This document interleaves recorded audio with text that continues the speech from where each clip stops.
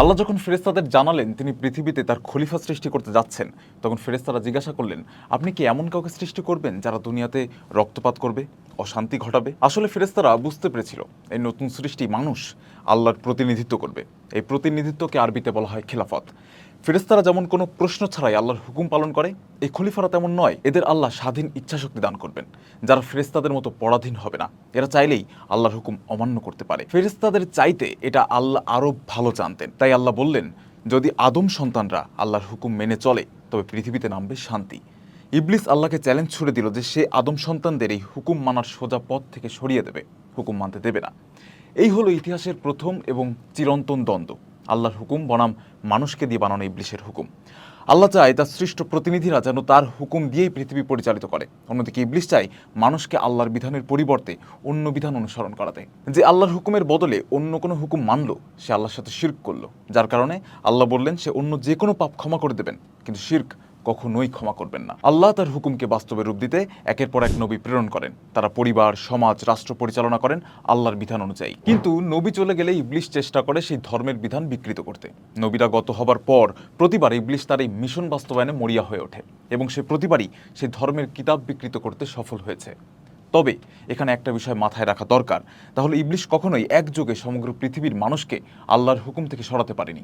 পৃথিবীর এক প্রান্তে ধর্ম বিকৃত হলেও অন্য প্রান্তে নবী আসতেন এবং ভারসাম্য পুনরুদ্ধার করতেন।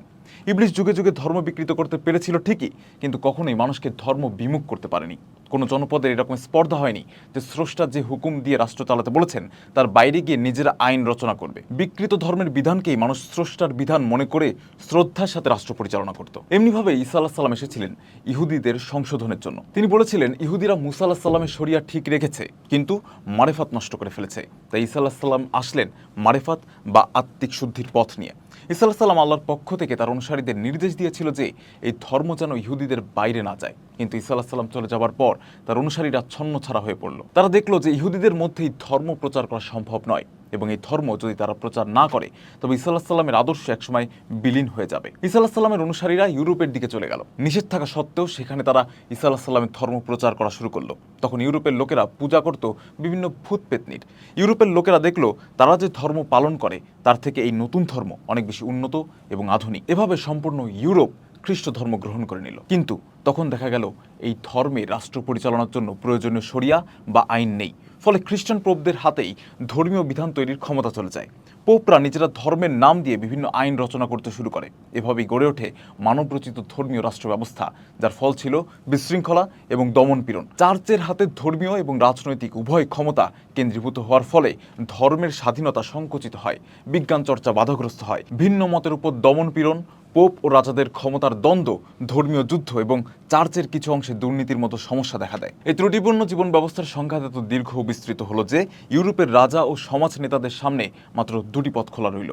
হয় ধর্মকে পুরোপুরি ব্যক্তিগতভাবে ত্যাগ করতে হবে, নয়তো ধর্মকে রাষ্ট্রীয় ও সমষ্টিগত জীবন থেকে পুরোপুরি বাদ দিয়ে শুধুমাত্র ব্যক্তিগত জীবনের মধ্যে সীমাবদ্ধ করতে হবে। যেহেতু ধর্মকে ব্যক্তিগত জীবন থেকে বাদ দিয়ে সমগ্র ইউরোপের মানুষকে নাস্তিক বানিয়ে ফেলা সম্ভব নয়, তাই তারা দ্বিতীয় পথকে গ্রহণ করলেন। ধর্মকে রাখলেন শুধুমাত্র ব্যক্তিগত সীমানার মধ্যে, যেখান থেকে ধর্ম যেন রাষ্ট্রীয়, রাজনৈতিক, অর্থনৈতিক কোনো প্রকার কর্মকাণ্ডের সাথে সম্পৃক্ত না হতে পারে। 1537 খ্রিস্টাব্দে রাজা অষ্টম হেনরি প্রথমবারের মতো এই সিদ্ধান্তকে আইনগত রূপ দিলেন। জন্ম হলো এক নতুন সভ্যতার, জন্ম হলো দাজ্জালের। দাজ্জাল কোনো একচোখা দানব নয়, বরং ইবলিশের সেই চূড়ান্ত রূপ যা আল্লাহর হুকুমকে অস্বীকার করিয়ে মানুষের হুকুমকে প্রাধান্য দেয়। ইবলিশ মানুষ সৃষ্টির শুরু থেকে যে সভ্যতা গড়ার চেষ্টা করেছে, এটাই তার চূড়ান্ত ফসল। আজ এই দাজ্জালীয় সভ্যতা ইউরোপ থেকে শুরু করে সারা পৃথিবীতে ছড়িয়ে পড়েছে। আমরা রাষ্ট্র চালাচ্ছি মানুষের বানানো আইন দিয়ে, অর্থনীতি চালাচ্ছি সুদভিত্তিক ব্যবস্থায়, শিক্ষা ও সংস্কৃতি গড়ে তুলেছি এই ম্যাটেরিয়ালিস্টিক সভ্যতার আদলে। আমরা সরে গিয়েছি আল্লাহর বিধান থেকে, ভুলে গিয়েছি আমাদের কিসের জন্য সৃষ্টি করা হয়েছিল। আজ সমগ্র পৃথিবীতে একযোগে আল্লাহর বিধান বাদ দিয়ে মানুষের বিধান দিয়ে বিশ্ব পরিচালনা করে নিজেদের সৃষ্টিকর্তার প্রতিনিধি দাবি করা অবান্তর। দাজ্জালের হুকুমের অন্তর্ভুক্ত হয়ে মুসলিম পরিচয় দেওয়া মুনাফিকি নয় কি?